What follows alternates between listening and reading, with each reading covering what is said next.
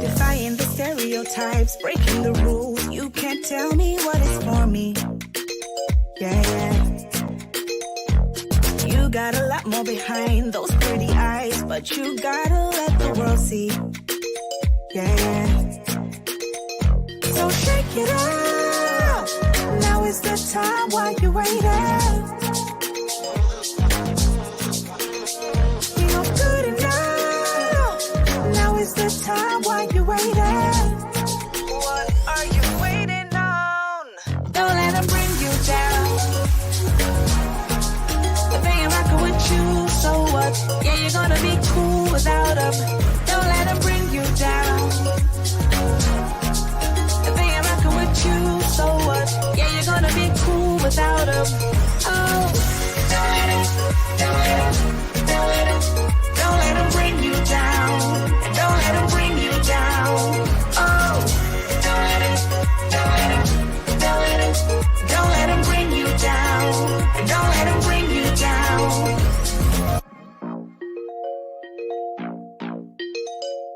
Don't believe all that you see in magazines. Filtered images so blinding.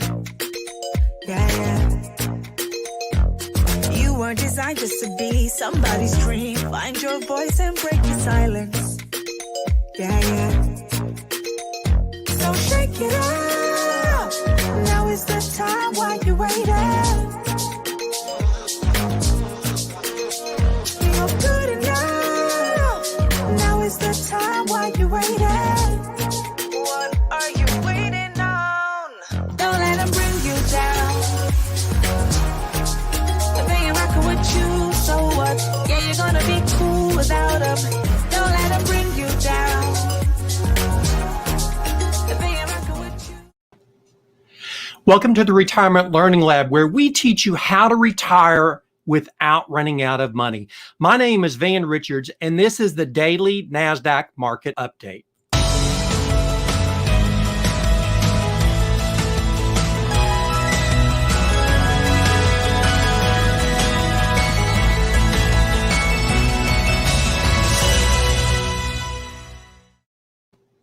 Thanks for joining us today.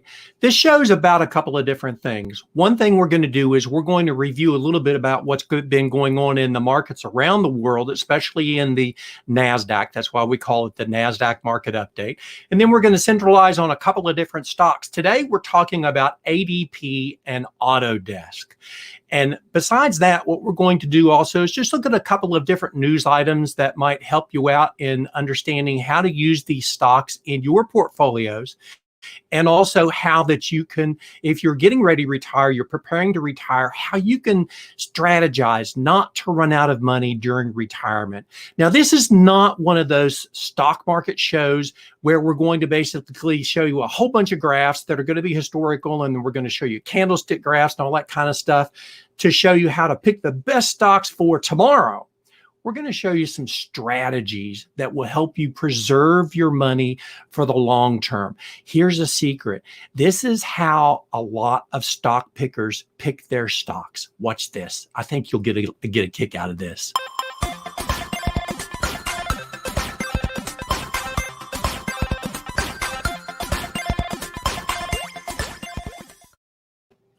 There is a better way to manage your money. Now, the ideas that we're going to talk about today, there are three of them.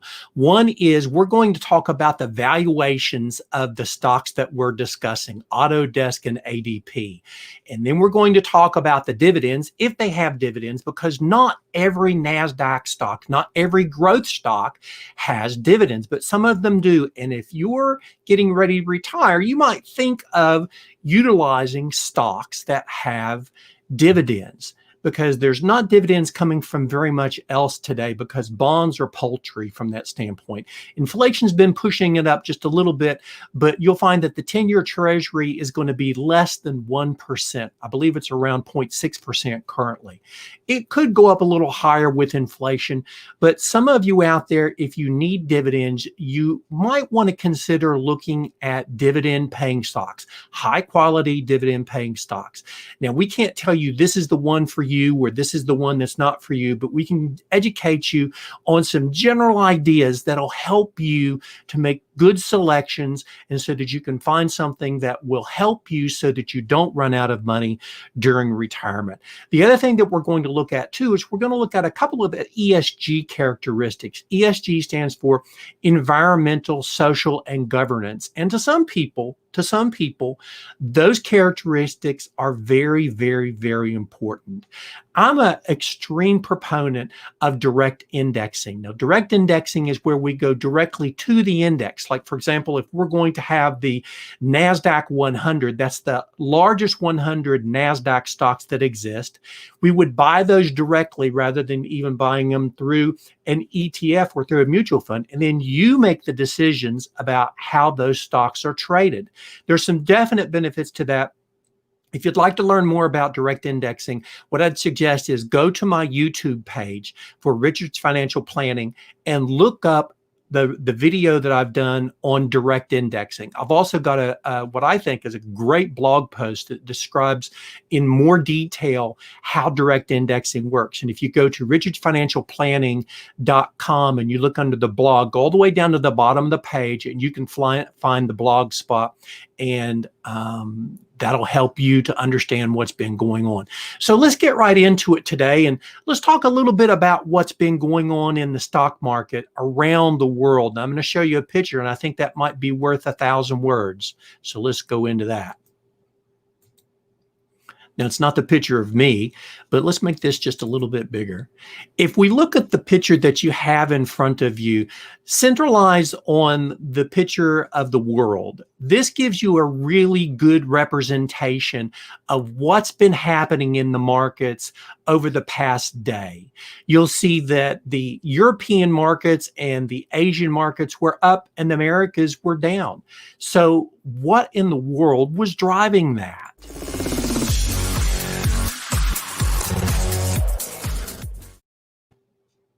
What was driving that today is this.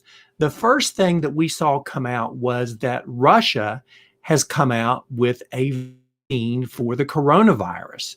And Vladimir Putin has even said that his own daughter has taken the vaccine.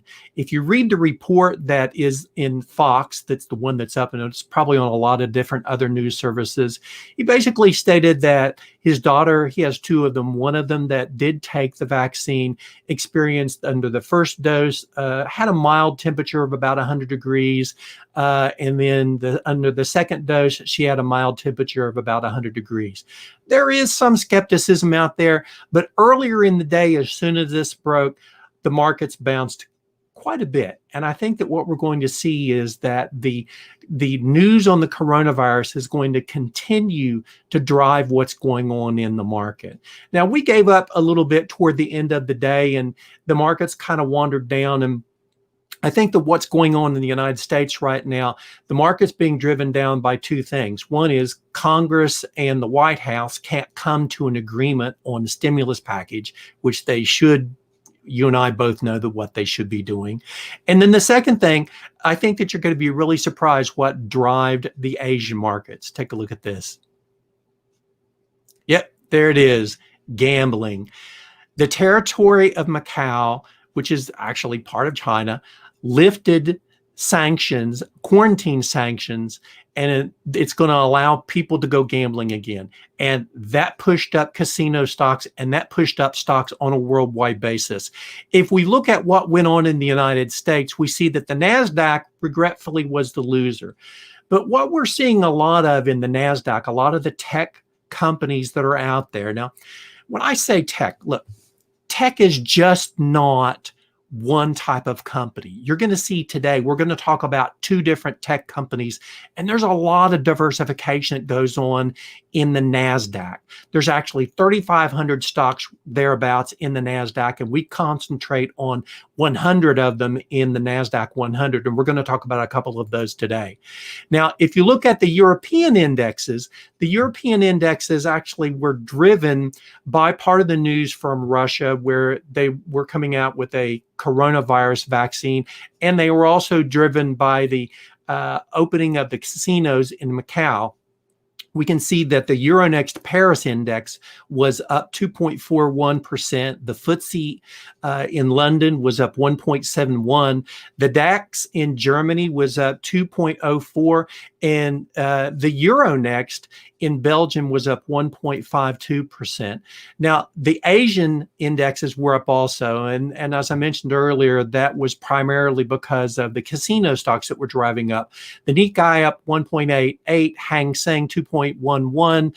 The Sensex in Mumbai was up 0.59%, and the Shanghai Composite was down 1.15%.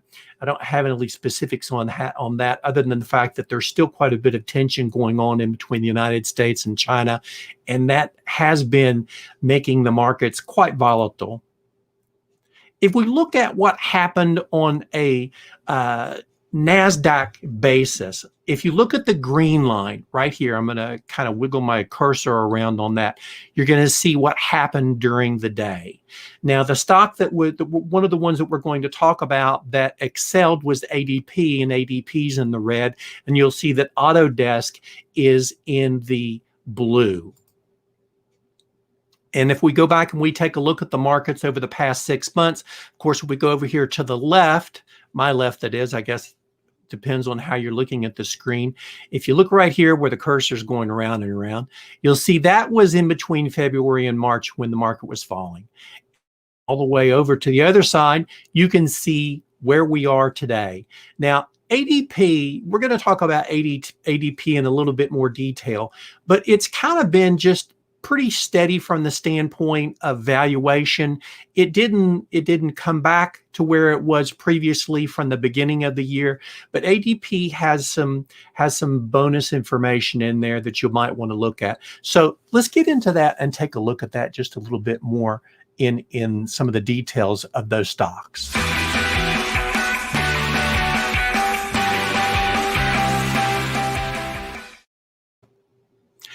ADP is a really interesting company. Now, I used to work more in the employee benefits business, and I still do retirement plans for companies. But when I was doing employee benefits, ADP was one of the companies that we ran into a great deal. ADP is a very stable company. They have around 770,000 clients throughout actually, if I look at it, actually, yes, they do. Throughout the United States, they have about 770,000 clients, and they're primarily small companies in between their sweet spots between 25 and 100 employees. And you'll find that from a valuation standpoint and from a potential standpoint of profitability, that ADP is considered to have a wide moat. Now, what do I mean by a wide moat? That means that there's not a lot of competition out there against ADP. Yes, there's other payroll services, there's other HR services, but what you're going to find is ADP is fairly profitable and fairly consistent. When somebody leaves ADP, when a company leaves ADP, it's primarily because they went out of business. It's not because they went to another payroll processor from that standpoint. And really, payroll is not the only thing that they do. HR, they have acquisition of different employees. They keep track of time for employers, and taxes are a significant benefit to ADP. Now, that might sound sort of unusual, but think about this. Why is one of the reasons why that ADP is hired by small employers? It's because they're pulling their hair out over what's going on with government regulations. So government regulations is actually good for ADP because they're able to help their clients solve problems. And ADP, even though it lost a little bit today, you're going to see that it's a pretty steady company over time. This is what happened today if we look at the graph of it. And if we look at the last 6 months, this was in February and in March when the market went crazy, when the coronavirus pandemic began, but it's actually stabilized out. We haven't gotten back up to the highs that the company was existing, but they're actually pretty fairly valued. And we'll talk a little bit more about how some of the analysts are valuing this stock in just a moment. But I want to tell you about one thing that is an extremely good benefit to ADP. The beauty of your side.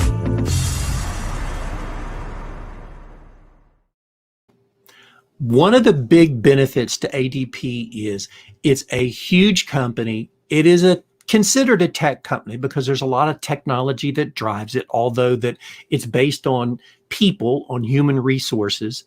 But one of the big benefits to ADP is that they pay a dividend, and they actually pay a pretty significant dividend.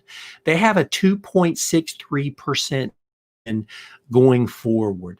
And when we look at what's going on with ADP, it's a pretty stable company from that standpoint. And going into the future, I think that you're going to see it as a pretty stable company. Now, the next company that we're going to look at is going to be Autodesk. Autodesk is a software company, and it's a very, very big company. You may have heard of AutoCAD. And if you've driven in a car that's whatever the car is, if that car was probably designed by software that was developed by Autodesk. And you may have seen some of the different robotics that exist. A lot of robotics that are designed with Autodesk software. Autodesk is a very, very good company. It's very stable, and it's highly utilized from that standpoint. Now, this is what happened in the stock today. It was kind of up and down. In the middle of the day, you see that it rose quite a bit. But over the past 6 months, it's actually excelled beyond where it was at the very beginning of the year. And you're going to see in a few moments that some people might think that Autodesk is actually overvalued right now. And that's a good possibility. But one piece of news that's happening is this.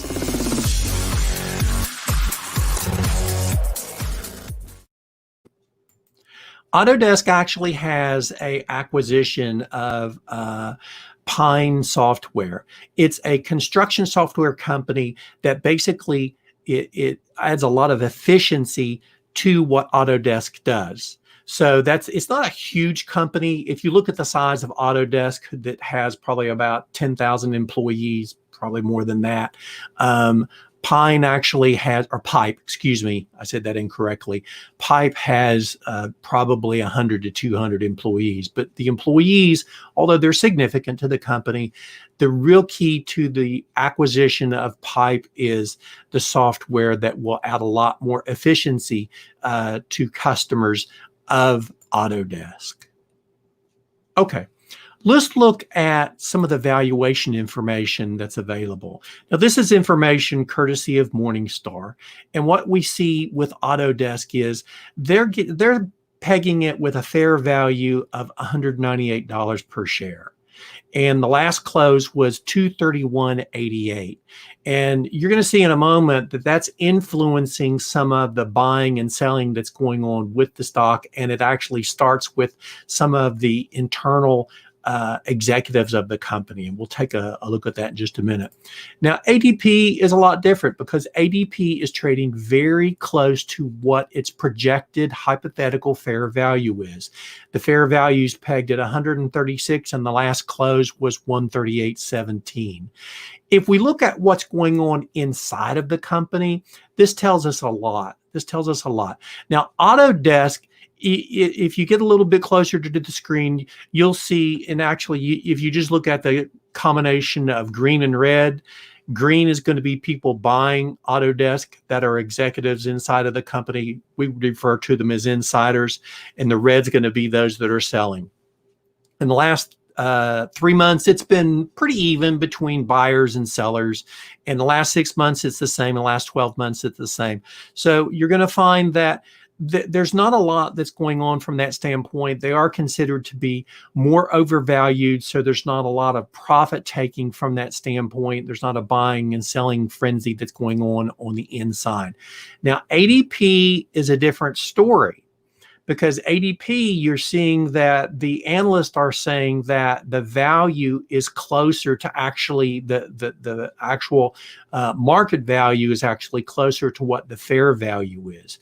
And what we're seeing from an internal standpoint is we're seeing more people that actually are in the company see what's going on, and they're actually buying quite a bit more.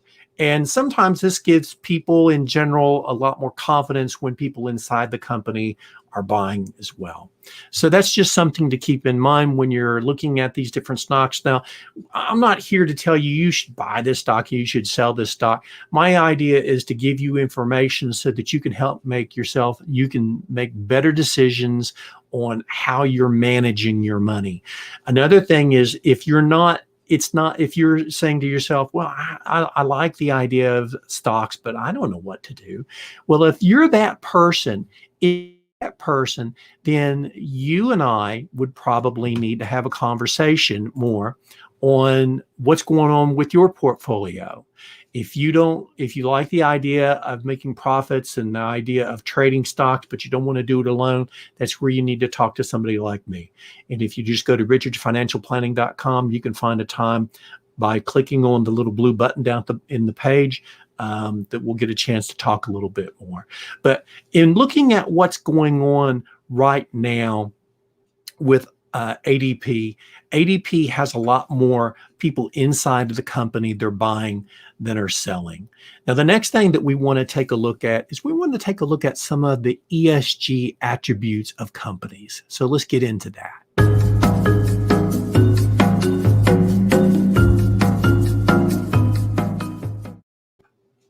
Okay. I throw this graph up every day. The reason why that I do is because this gives you an idea of the distribution that is in the NASDAQ 100. If you look at the top 100 companies in the NASDAQ, remember the NASDAQ has about 3,500 stocks. If you look at that, you can see which ones have ESG attributes that might appeal to you.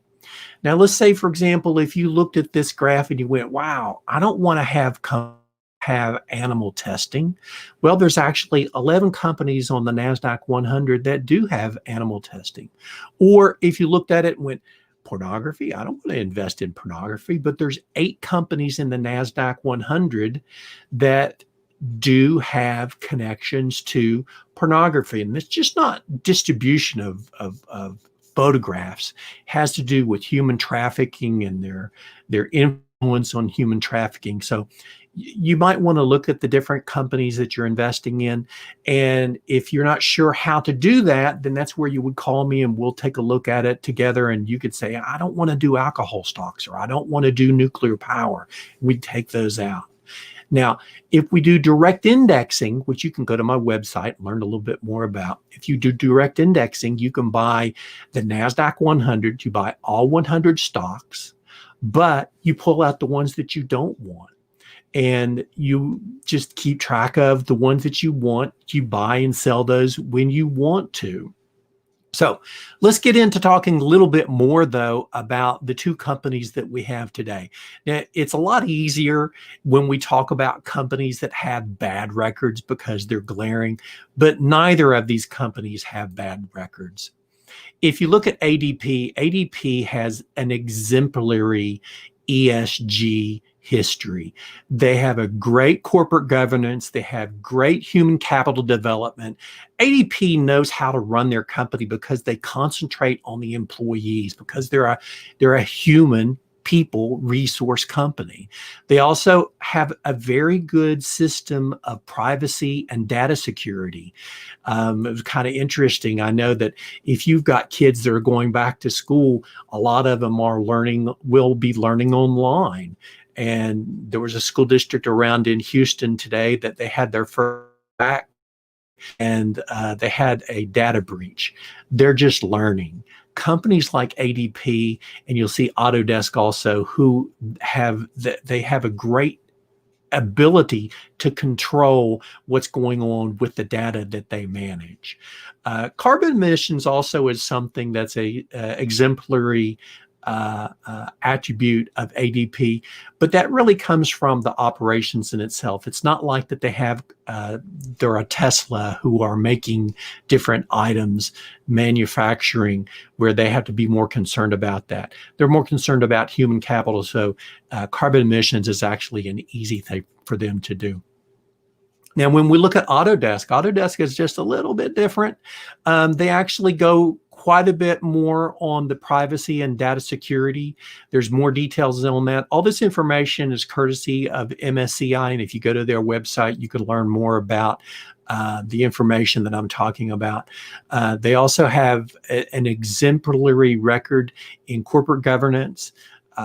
They have other attributes that are extremely good as far as ESG goes. But what you're going to find is that if you're buying some sort of a mutual fund or an ETF that is ESG friendly, and has high rankings from whether it's going to be SSI, which is another ranking company for ESG, or else you have a company like MSCI or Morningstar that also does ESG rankings, you're going to find that ESG friendly companies, green companies, there's a lot of them that are tech oriented.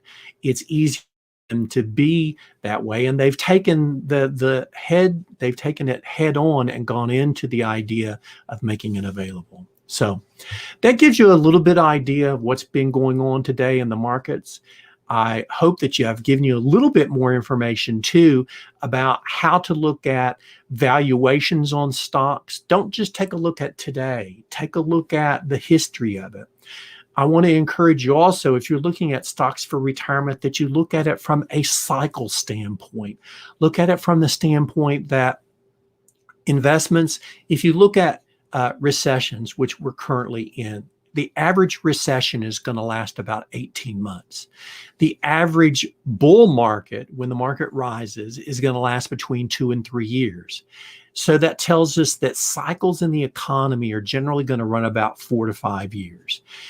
If you're managing your money for the future, it doesn't matter whether you're retiring in 5 years or in 20 years. You need to give yourself the opportunity to take advantage of the markets. Now, there's no guarantees that's out there. So you have to manage it from your standpoint on what your comfort zone is and put money where you feel comfortable. Now, I've also highlighted ADP today and days past and coming in the future as we cover some of these different stocks on a daily basis. I want to emphasize companies that have good dividends. Now, they're not dividends like bonds because bonds have guarantees of principal and interest. But you're going to find actually, if you go over and you look at, if you follow me on LinkedIn or on Twitter or on Facebook, you'll find that I made a post today that was recognizing that a lot of companies have had their ratings decreased through this pandemic. That's either because of lower profits, going out of business, whatever the case is going to be. But we're going to find that bonds are under a lot of pressure from that standpoint. They're not paying dividends that much either. So important if you're looking for income during retirement to consider dividend paying stocks. They are more volatile. They do have risk. And the only way to get away from risk is the market. Now, if you just want to get out of the market completely, then you'll look at something like a 10-year treasury bond and take the small 0.6% dividend that they pay. Or you'll look at annuities and take what they pay with the requirements that they have. But the idea is that if you manage your money well, you can help it to last for your entire retirement. Now, if you need some help in understanding how to strategize towards retirement, feel free to go over to my website at Richards Financial Planning, and you'll see it. It looks like this. And you go down to that teal colored button, aqua colored, whatever it is from that standpoint. If you go down there, you can click on that and it says call to schedule a time to talk. And you and I will get an opportunity to speak and talk about your personal situation. So That's all I have for today. We won't have a broadcast tomorrow, but we'll have one coming up on Thursday. Have a little bit of continuing education that I have to take care of tomorrow. So we'll see you back here on Thursday.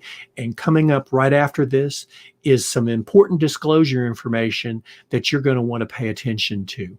Thanks a lot and have a great day.